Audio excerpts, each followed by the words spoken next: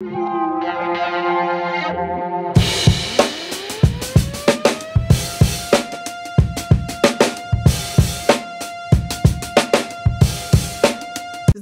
здравствуйте, дорогие друзья! Рада вас приветствовать на своем канале. Меня зовут София, я очень парозависимый человек, но сегодня ни одного флакона не будет. Сегодня исключительно болтологическое видео. И сегодня тег даже не парфюмерный, исповедь блогера. Звучит прям драматично. Я пока не уверена, сделаю ли я одну часть, или это, как иногда я делаю, будет сериальчик из 2 серий, ну, я надеюсь, минимум из 2 серий. Ну, потому что я никогда не знаю, у меня никогда нет текста, у меня нет никогда никаких заготовок, и я не знаю, когда Остапа понесет и куда Остапа занесет, и какое количество времени может уйти на это видео. Вот, еще по секрету скажу, что и телефон садится. А еще не по секрету, это известный факт, статистика показывает, что люди не очень любят долгое. А при этом мои друзья и парфюмерные друзья говорят: 40 минут, минимум 40 минут, давай, посмотрим, друзья, как пойдет. Вот, это было вступление, это вообще все не важно. Все, что я сказала, все не важно. Теперь важно. Я хочу сказать спасибо замечательной Наташе П. Наташа, спасибо тебе большое. Во-первых, спасибо в принципе за то, что ты такая, за то, что ты делаешь, за то, на какие мысли и идеи ты несешь. Вот, за твой канал спасибо. Я тебя очень люблю. И я хочу сказать спасибо за этот тег. Он очень интересный. И я никогда не скрываю, что мне нравятся Наташины теги, и я часто у нее подхватываю с ее позволения. И сейчас я еще спасибо одно скажу. В общем, у этого тега сложная судьба. У Наташи на канале вы можете найти первоисточники этого тега. Я пошла по этим каналам, там выяснилось, что там не один канал был источником вот этого самого тега исповеди блогеров. Вот, я тег-то посмотрела, вопросы я не записала. И я очень благодарна Алене, которая мне предоставила вопросы. Алена, я жду твоего тега. Вот. И я здесь, наверное, должна сказать, что мои формулировки с Наташиными могут не совпадать, поскольку там, в общем, были переводы, поэтому, ну, в целом, я надеюсь, что я мысль донесу. Вот. Вступление закончилось, давайте начнем и посмотрим, что там по времени будет. В какой-то момент телефон скажет: все, баста, карапузики. Итак, друзья, начинаем. Твои мысли относительно слова инфлюенсер. Ты инфлюенсер? Я знаю значение слова инфлюенсер, я даже на всякий случай проверила его значение. Я понимаю, что так или иначе инфлюенсерство связано с маркетингом. Ну, условно говоря, я влияю, ну, не я, допустим, кто-то влияет на покупки, на выбор товаров, показывает, допустим, свою жизнь и показывает, как будто бы случайно или не случайно, товары, которыми пользуются: одежду, автомобили, какую-то технику, косметику, неважно. Неважно что я ем, что я пью, какие часы на мне и так далее, и так далее. Да, мы живем в мире, который для нас рисует интернет. Какие-то там социальные сети, называемые, неназываемые, неважно. YouTube в том числе. И кажется, что вот они инфлюенсеры. Они показали парфюм, ну, например, да, а мы пошли купили. Они показали, не знаю, майку, сок, тени, помаду, что-то еще. И мы пошли под влиянием этого человека, это все приобрели. Это наша реальность, повторяю, от которой нам никуда не деться. Но мне эта реальность не то чтобы не нравится, ну, как бы это дело не в моих предпочтениях, а мне в какой-то момент стало понятно, что кроме инфлюенсерства в смысле маркетинга, в смысле влияния на покупки другого человека, вот для меня важно другое инфлюенсерство, и оно носит какой-то другой характер, ну, давайте скажем, социальный характер. Ну, то есть, допустим, какая-то персона с большим количеством подписчиков, с вниманием к жизни этого человека. Например, этот человек показывает, как бережно он относится к природе. Например, он показывает, что он в своем быту сортирует мусор. И имея, ну не знаю, там сколько-то тысяч подписчиков, а может быть там, у кого-то миллионы, что какая-то часть людей задумается о том, как они живут, и тоже, например, начнут сортировать мусор. Или они перестанут, там, не знаю, приобретать кошек и собак, которых разводили, выводили какие-то породы, а пойдут в приюты и будут брать из приютов этих животных. И вы знаете, наверное, что в интернете есть хэштеги, которые как раз посвящены призывам инфлюенсеров не покупать животных, а брать их из приюта.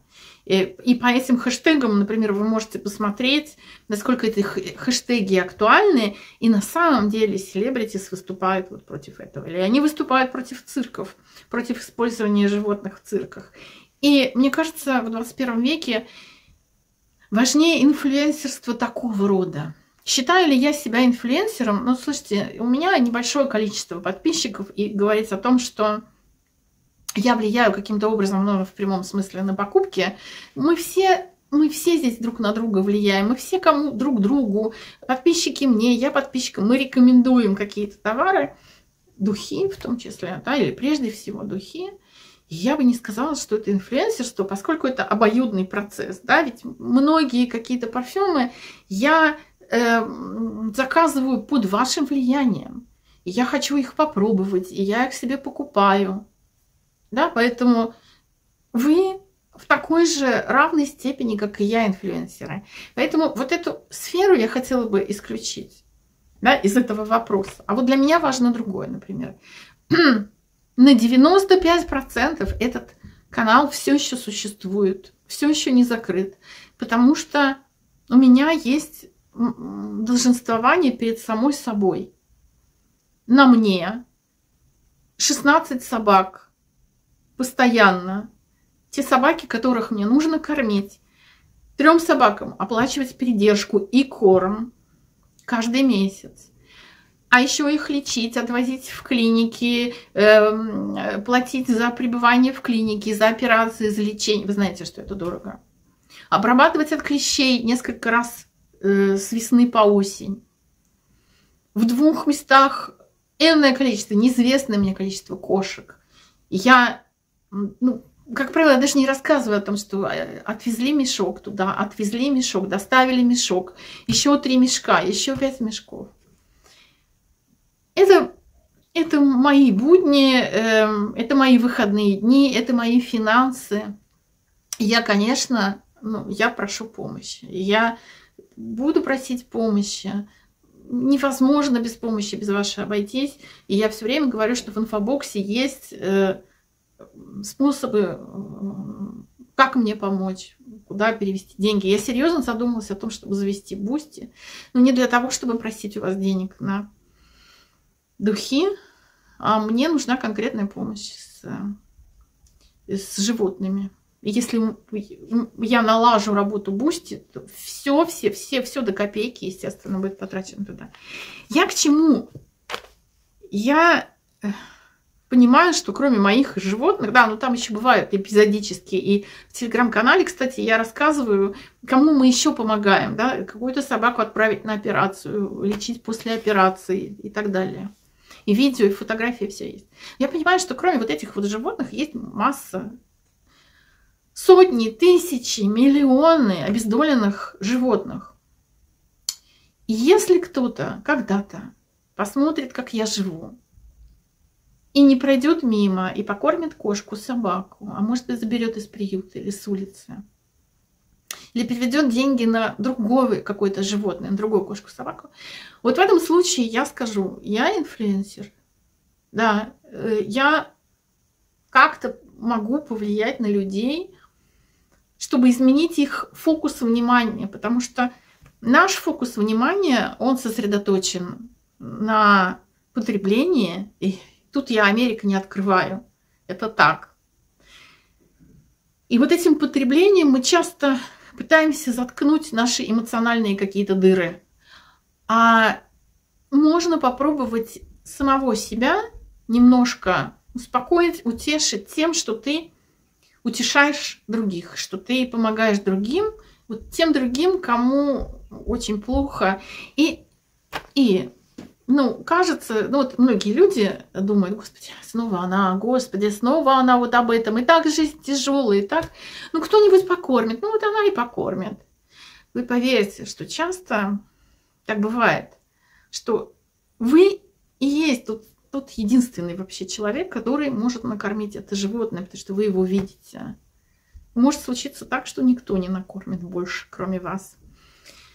И тогда, ну, как бы мы понимаем, что, ну, вот жизнь всех моих подопечных, она на мне. С этим жить непросто, с этим жить тяжко иногда. Я и плачу, иногда не получается, потому что догхантеры, потому что и люди, которые не позиционируют себя как догхантеры, таковыми по факту являются. И с шокером на меня бросались. Все было. Да? Поэтому, ну вот я вот так отвечаю, развернуто и, может быть, немножко драматично. Но если, правда, кто-то накормит какое-то животное или как-то еще ему поможет, не моему каналу, не мне, а где-то там. А я знаю, что многие из вас это делают. И без меня это делали. Но вот если на кого-то я хотя бы на одного человека повлияю, это будет хорошо. Это будет хорошо. Я в какой-то степени свою профессиональную деятельность преподавательскую рассматриваю как инфлюенсерство, потому что я думаю, что преподаватель — это не просто радио, которое транслирует знания, а преподаватель — это наставник, и преподаватель — это человек, который может, если та сторона готова к этому, может дать больше, чем ну, просто набор знаний. Может быть, какое-то видение мира. Если в этом смысле преподавательскую деятельность считать инфлюенсерством, окей, это было бы хорошо, а не в смысле маркетинга. Вот так вот. Как и почему ты начала выкладывать видео на канале? Видео на канале я начала выкладывать, потому что я начала путешествовать. И самые ранние видео посвящены моим путешествиям. Когда появилась возможность ездить куда-то и смотреть на страны, которых ты никогда не видел, смотреть на то солнце, которое тебя никогда не грело, смотреть на растения, зелень которых тебе казалось фантастической. Вот когда появилась такая возможность, мне захотелось немного рассказать миру о том, что я вижу. Мне казалось важным поделиться своим видением каких-то мест, с одной стороны, с другой стороны,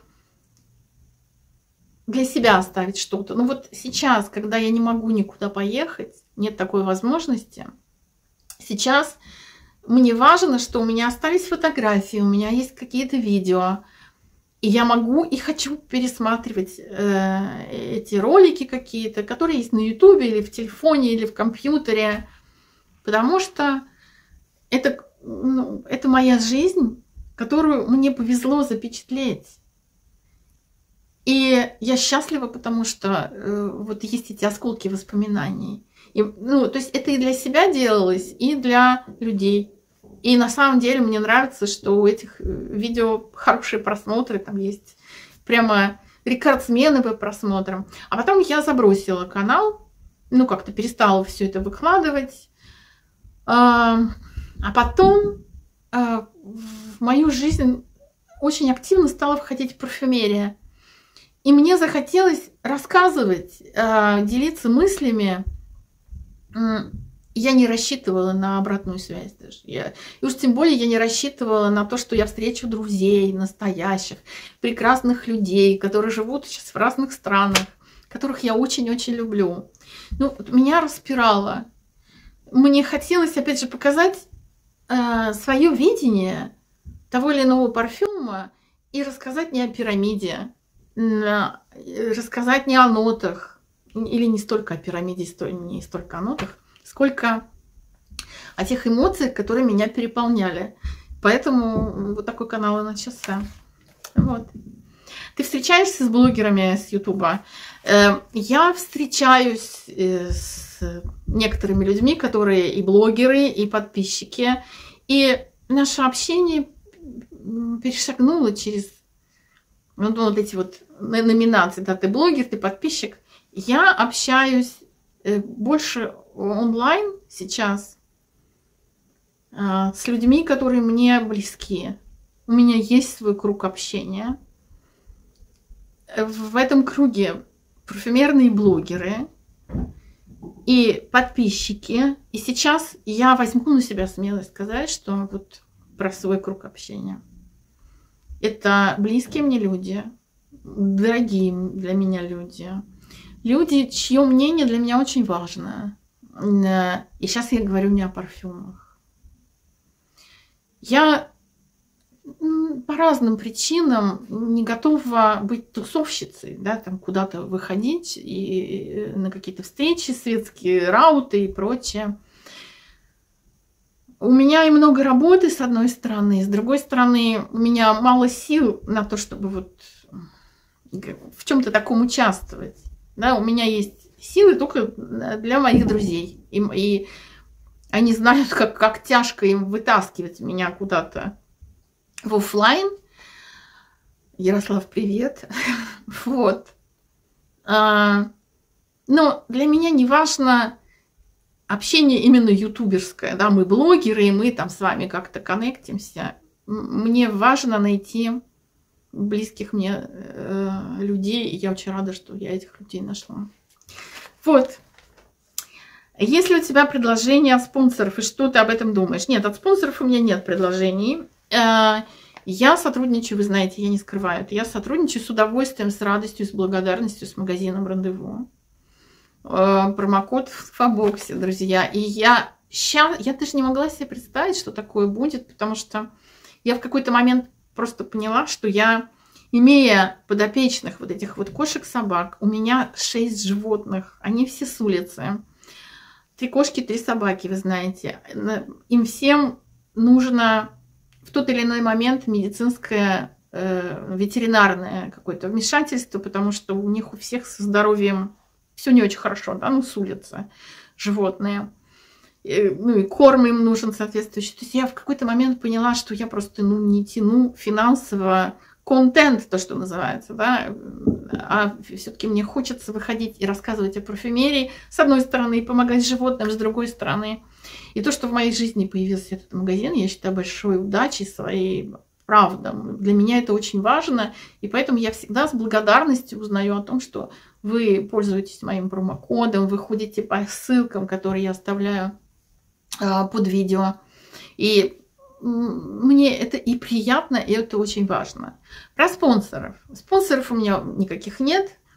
Да, и, наверное, нужно сказать, что магазин «Рандеву» никогда, подчеркиваю, никогда не диктовал мне, какие парфюмы, о каких парфюмах рассказывать, какие парфюмы брать на обзор. Я всегда парфюмы выбираю сама. Мне это интересно, для меня это важно. Мне всегда очень сложно говорить какие-то вещи, если я так не думаю и не чувствую. Поэтому все те парфюмы, о которых идет речь на моем канале, это мой персональный выбор, даже если он, ну, не соответствует там чьим-то ожиданиям, например. У меня были предложения о спонсорстве некоторые от так называемых номерных каких-то брендов, ну, не брендов, номерных компаний. Мне писали письма и говорили, что мы предлагаем вам сотрудничество, потому что в наших бидонах налиты и канистрах налиты духи известных брендов. Ну, просто они стоят 3 копейки. Вот была канистра у Кёркджана, мы налили в свой бидон, а Кёркджан свои флаконы распаковал, разлил. У нас все то же самое, но только цена другая и название немножко другое. Давайте сотрудничать.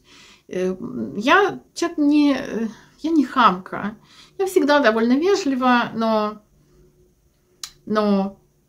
и немногословно, скажем так, писала, что спасибо большое, но с номерной продукцией я не сотрудничаю. С такими брендами я не сотрудничаю. Я не хочу с ними иметь ничего общего. На своем канале нет, и в жизни тоже нет. Были ли неприятные ситуации или конфликты с брендами, не осталось ли неприятного послевкусия? Но у меня не было конфликтов. Да, я пишу нет, спасибо, до свидания. И формулирую это достаточно достаточно ясно и лаконично, и у людей не возникает желания повторно мне что-то писать. Поэтому никаких конфликтов у меня нет. Я человек вообще, который старается уйти от конфликта, и если конфликта можно избежать, я его буду избегать. При этом я считаю, что если я избегаю конфликта, это не значит, что я поступаю своими принципами. Нет, нет.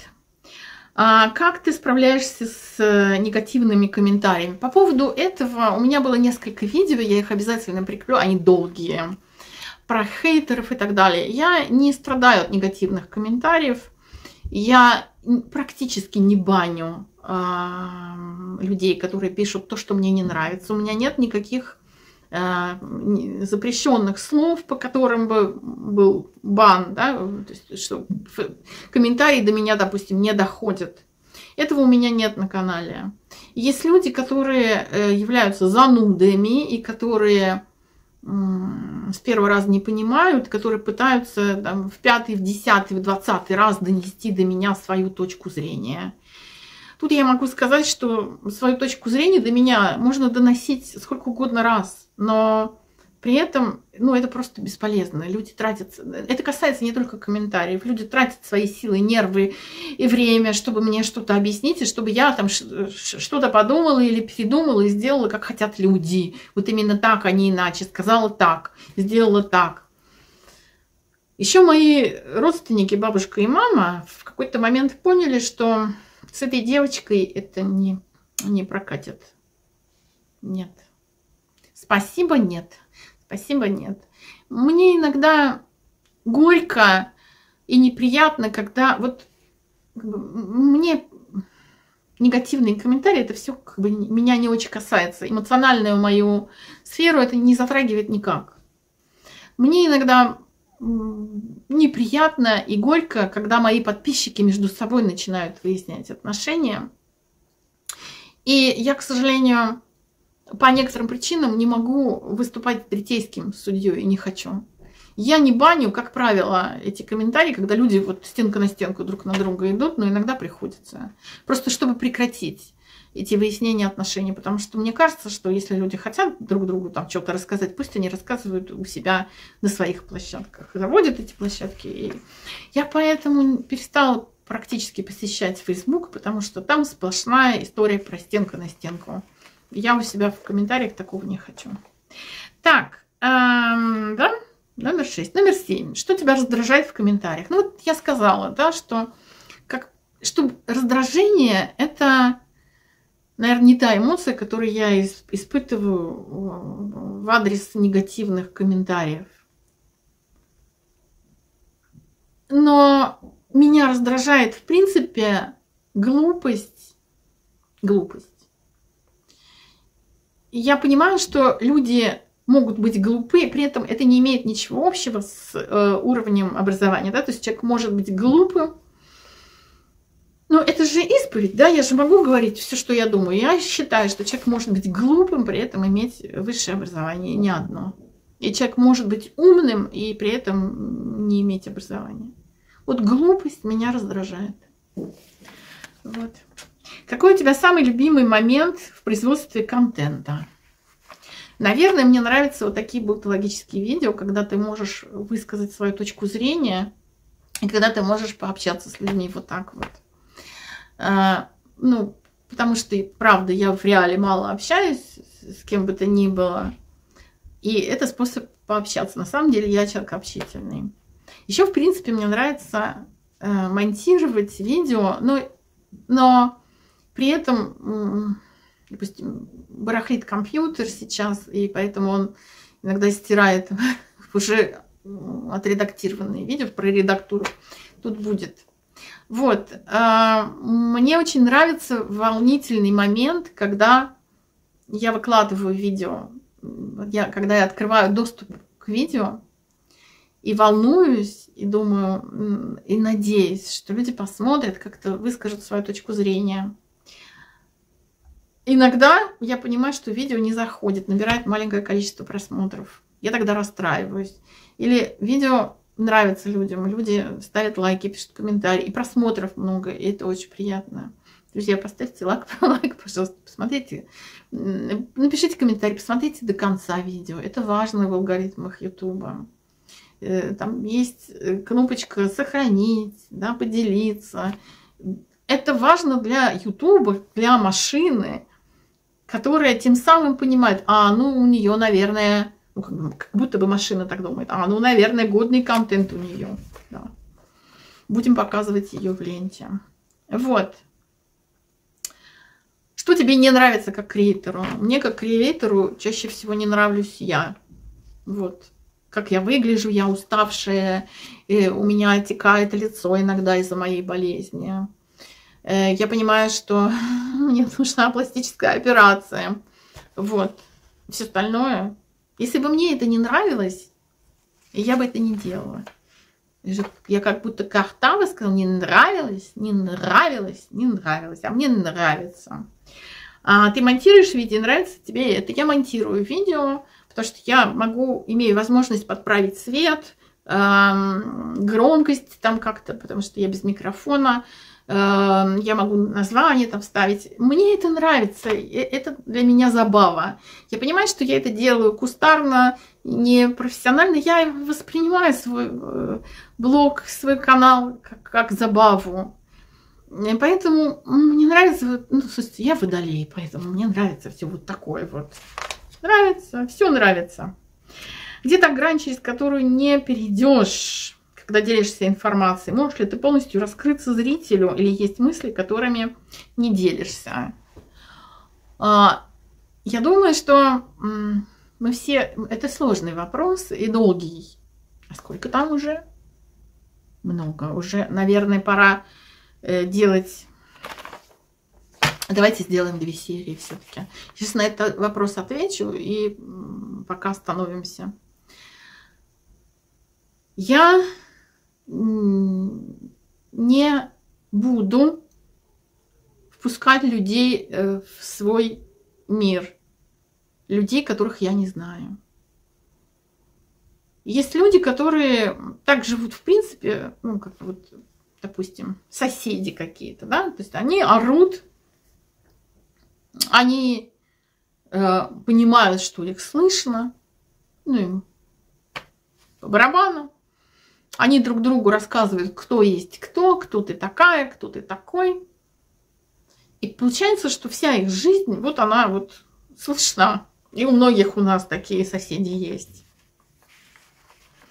Я не считаю нужным делать свою жизнь публичной. Я не публичная персона.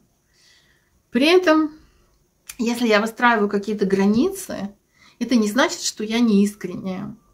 Вот если вы можете задать мне вопрос какой-то, и я дальше подумаю, отвечать ли мне на этот вопрос или не отвечать мне на этот вопрос. Но если я сочту вопрос корректным, если вы не будете переходить какие-то грани, я врать не буду, я обманывать не буду, я на этот вопрос отвечу искренне и честно. Если посчитаю, что вопрос некорректный, то, соответственно, я просто скажу, я на этот вопрос отвечать не готова, не буду, не хочу. Я, в принципе, делаю в своей жизни то, что я хочу. Есть люди, которые рассказывают обо всем.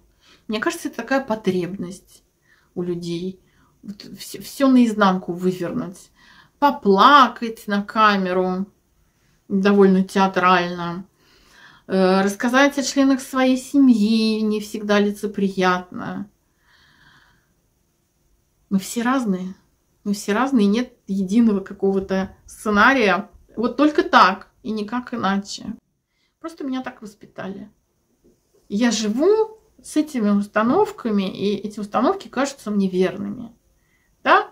Вот есть какая-то грань, через которую мы не переходим. Есть какая-то грань, даже в общении с знакомыми какими-то, да, есть какие-то вещи, которые я не буду, о которых я не буду спрашивать. Даже если я что-то там знаю, даже если я о чем-то там догадываюсь, я буду тактична, и я сама человека не буду пытаться, скажи, а правда? Если человек сам начнет мне рассказывать, я с благодарностью выслушаю. Если человек спросит у меня совета, Я с удовольствием дам совет. Ой, я люблю давать советы. И дельные советы, дельные. При этом ничьих советов я, конечно, не слушаю. Вот. Но сама я лезть не буду. Но и другим не дам лезть в свою жизнь. Может, мы успеем еще записать что-нибудь? 35 минут уже. Боже мой, боже мой, боже мой. А давайте попробуем. Назови одну вещь, нечто, что хотела бы знать в начале ведения канала. Я понимаю, что, ой, знать бы, где упасть, там, и все такое. Не, ничего такого не могу придумать. Ничего. Все шло с каким-то своим чередом. Ну, и пусть идет своим чередом дальше. Что бы ты хотела знать, в принципе, там, 30 лет назад, да? Что? Продавать, не продавать квартиру, покупать доллары?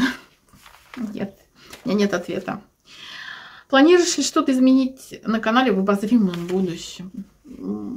Горизонт моего планирования вот такой вот. Ничего не планирую. Но я планирую Бусти. Я планирую Бусти. И, возможно, какие-то видео будут выходить на Бусти. При этом я вот прям всей душой за то, чтобы все люди, независимо от того, там, условно, платный контент, неплатный контент, чтобы все получали допуск к этому контенту. Я не хочу обделять своих подписчиков, тех, кто там копеечку какую-то не платит. Но я, правда, вот вынуждена предпринимать какие-то шаги, связанные с животными. Может быть, и если это не сейчас явно, может быть, там ближе к лету, может быть, я что-то организую, типа каких-то, как это говорят, распивов. Возможно, вот есть у меня мысли делать какие-то наборы, какие-то тематические, возможно, и просто их продавать, чтобы, например, оплачивать животным питание или передержку. Следующий вопрос. С кем ты мечтаешь сделать коллаб? С блогером или с брендом? Если вы посмотрите мои плейлисты, а там есть теги в том числе, и там есть коллабы. И я счастлива, что эти коллабы были в моей жизни. С разными блогерами, с разными людьми, которых я очень люблю. И мне кажется, получалось очень хорошо. Я скучаю по этим временам. Да. Например, я хотела бы сделать коллаб с Ниной Бергман. Вот. Может быть, Нина, у тебя будут какие-то идеи, давай заколлабимся. У меня есть мечта делать коллабы с другими блогерами, но в силу объективных причин сейчас это невозможно. Вот. Но я ничего такого не планирую. Правда, горизонт планирования скукожился. Вот, а мы с вами успеем просто до конца. Сейчас быстренько. Кого из блогеров любишь, с кем вдохновляешься, хотела бы с ними что-то сделать. Я знаю, что видео подобного рода собирают большое количество просмотров. Кого, ну, сейчас среднестатистическое какое-то название, да, кого из блогеров я люблю и кто из блогеров какашка. Сразу люди приходят и такие, да, вот он какашка, она какашка, да, а вот это хорошее, а вот это вот прямо. Люди так любят такие видео. Для меня в 10-ю степень вообще не важно, какие флаконы будут показаны в видео. Я иду смотреть видео людей, которых я люблю, которые мне интересны сами по себе. Даже если это будет супер красивая картинка, супер эффектный человек какой-то, да, ну, внешне, там, молодой, красивый, такой-сякой, или эпатажный, который всех матом там кроет и прочее, это вторично все. Мне важно нечто другое. Я очень, ну, слушайте, мне много лет, поэтому я научилась выстраивать фильтры и выбирать себе людей, с кем я хочу общаться. Вот все мое общение, неважно, онлайн или офлайн, это результат фильтров. И я смотрю на этих людей, я иду к ним общаться, а еще они показывают, бонусом они показывают какие-то парфюмы. Окей. Вот. Тема, конечно, прекрасная. И можно было бы хайпануть на этой теме, но нет, нет, без меня. Какой контент тебя раздражает? Меня раздражает, я уже говорила, меня раздражает глупость. Глупость и дешевые эффекты. Вот под дешевыми эффектами я как раз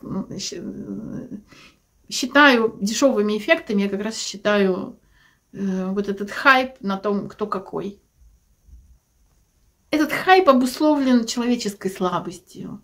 Мне кажется, сплетни это, конечно, дозволительная в узком кругу человеческая слабость. Да, когда мы, ты знаешь, там, что я тебе скажу по секрету всему свету. Но когда ты выходишь и играешь на человеческой вот этой слабости, на том, что мы сейчас с вами обкакаем половину Ютуба, меня это не то чтобы раздражает, но просто я понимаю, как это работает. Ну окей. Меня это скорее забавляет. А вот глупость, да, глупость. Мне тут где-то в рекомендациях вышла одна глупость. Значит, человек говорит: День Святого Валентина — американский попсовый праздник. Вот я не имею никакого отношения ни к Дню Святого Валентина, я не праздную этот праздник, и я не католичка. Но я думаю, господи, ну ведь это не американский праздник и не попсовый праздник, религиозный европейский праздник. Да? Ну вот эта глупость, да, пожалуй, это то, что мне, в принципе, в жизни не очень нравится. Вот, говорю я как сноб. Имела ли когда-либо дело с cancel culture, с культурой отмены и бойкотом? Я могу сказать так. У меня очень много слов по этому поводу. Во-первых, я канцелю, давайте, можно такое слово сказать? Или я отменяю? Ну, я канцелю довольно активно. И бренды канцелю. И людей канцелю. При этом я не считаю нужным вообще тут заявлять о каждом своем шаге. Начиная с этого дня я не покупаю продукцию вот такого-то, такого-то. Это моя жизнь. И в своей жизни у меня есть очень четкие ориентиры жизненные. И если я понимаю, что какая-то марка ведет себя неэтично, некорректно, например, да, то есть были марки, которые вели себя неэтично в отношении животных, например, оленей, или неважно в какой сфере, я перестаю покупать эту марку. Для меня это мой выбор, и, правда, я не обязана об этом заявлять.